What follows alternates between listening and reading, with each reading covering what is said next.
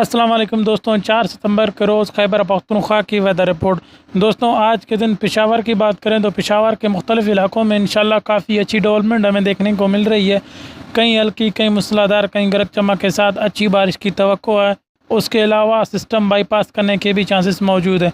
हम तंगी का और काहुट की बात करें तो इन दोनों इलाकों में भी काफ़ी अच्छी डेवलपमेंट हमें देखने को मिल रही है।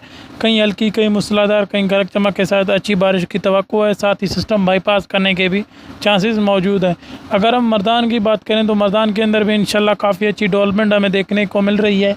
कहीं हल्की, कहीं मूसलाधार, कहीं गरज चमक के साथ अच्छी बारिश की तवक्को है। साथ ही मालाकंड और पारा चनार की बात करें तो इन दोनों इलाकों में भी इंशाल्लाह बारिश के अच्छे इम्कानात मौजूद हैं। कहीं हल्की, कहीं मूसलाधार, कहीं गरज चमक के साथ अच्छी बारिश की तवक्को है। उसके अलावा सिस्टम बाईपास करने के चांसेस भी मौजूद है।